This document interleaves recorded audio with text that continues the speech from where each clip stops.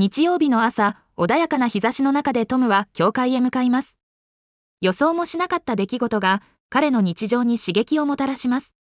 教会での退屈な説教が一転、トムの小さないたずらが周りを巻き込んで笑いを誘い、彼のカブトムシが予期せぬ騒動を引き起こします。この日曜日がどんな結末を迎えるのか、心躍る展開が待っています。Around 10:30, the old church bell began to ring, calling everyone to the morning service. Families started arriving, and the Sunday school children found seats with their parents to stay and check. Aunt Polly, along with Tom, Sid, and Mary, settled into their pew, placing Tom closest to the aisle and far from the tempting views of the summer outside. The town's familiar faces made their way in.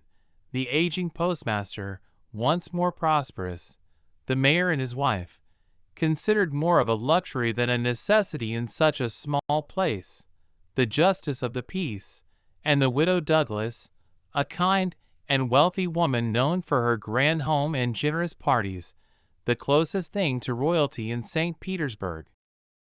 Following them were Major and Mrs. Ward, stooped but respected, lawyer Riverson, a recent addition to the town's social scene, and the village beauty, who entered with a parade of stylish, young admirers.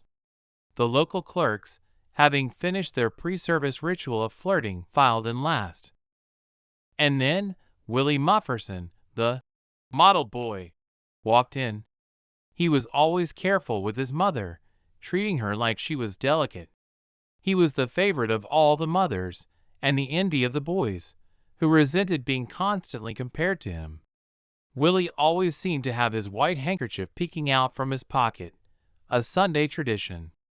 Tom, who didn't have a handkerchief, thought boys who carried them were just showing off. As the last of the latecomers hurried in, the church bell chimed one final time, serving as a gentle reminder for anyone still outside.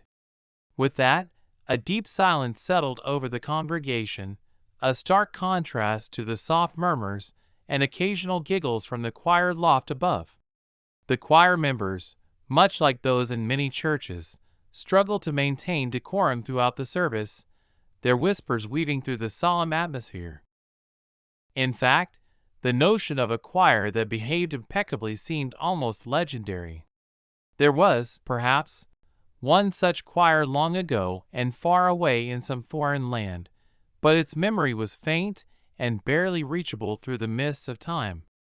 For the most part, choirs with their whispered conversations and suppressed laughter seemed a universal, if endearing, churchly flaw. The minister, with a flair appreciated by his parishioners, announced the hymn of the day and began to recite it. His delivery was unique, a local favorite for its engaging modulation. He started in a clear, mid-range tone, and his voice ascended steadily, each line lifting higher until it peaked at the most emphatic words. Then, with a dramatic dip that mimicked a dive from a springboard, his voice cascaded down. Shall I be carried to the skies, on flowery beds of ease, whilst others fight to win the prize, and sail through bloody seas? This dynamic rise and fall not only captivated the congregation, but also beautifully highlighted the stark contrasts in the hymn's imagery between the serene ascent to heaven and the violent struggles endured on earth. He was known for his great reading skills. At church events, he always read poems, and everyone loved it. The ladies would react strongly, showing with their hands and faces that they thought his reading was very beautiful. After the hymn, Reverend Mr. Sprague read out many announcements about meetings and events. He read so many it seemed like it would never end. This is a tradition that still happens in America today, even though there are many newspapers now. Sometimes old habits are hard to stop. The minister offered a prayer, covering many topics. He prayed for the local church and its young members, for other churches in the town, and for the town itself. He didn't stop there. He also prayed for the wider community, including the county, the state, and its leaders, and then for the whole United States, including Congress and the President. His prayer extended even further to sailors facing rough seas, people suffering under unfair governments in Europe and Asia, and those who haven't embraced faith despite knowing its teachings. He prayed for people living in distant lands who hadn't heard of his faith. He finished by asking that his upcoming words would be meaningful and help everyone listening, like seeds that grow into a rich harvest. Then he said, "Amen," ending the prayer. As everyone sat down after standing for the prayer, the boy in this story was feeling restless. He knew the prayer very well and noticed whenever the minister added something new, which he didn't like. During the prayer, a fly landed on the pew in front of him and started to clean itself, which really distracted him. The fly seemed very relaxed, and Tom wanted to catch it but thought it might be wrong to move during the prayer, right after the minister said, "Amen." Tom quickly caught the fly. But his aunt saw him do it and told him to let the fly go. The minister started his sermon and spoke in a dull, uninteresting way about a topic that should have been exciting because it involved dramatic themes like doom and redemption. However, his delivery was so boring that soon, many people in the church started to fall asleep. Tom, who usually counted the pages of the sermon to pass the time, did the same today. He didn't usually remember much about the sermon, just how many pages it was. But today, part of the sermon caught his attention. The minister described a beautiful scene supposed to happen in the future where all creatures would live in peace, and a child would lead them. This image should have made Tom think deeply, but he was more interested in imagining himself as that child leading the animals, especially if the lion was not wild. Tom liked the idea of being noticed by everyone and thought it would be great to be that child, as long as the lion was friendly. As the minister's dry sermon dragged on, Tom began to feel bored again. Then he remembered he had brought a large black beetle, a pinch bug, inside a small box. When Tom opened the box, the beetle quickly pinched his finger.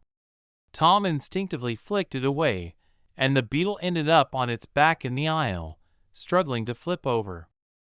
Tom watched the beetle, wishing he could reach it, but it was too far away. Some other churchgoers, also bored with the sermon, started watching the beetle's plight with interest. Soon, a lazy poodle dog wandered by, noticed the beetle, and got excited. The dog sniffed around the beetle, tried to grab it a few times, and finally laid down with the beetle between its paws, playing with it gently.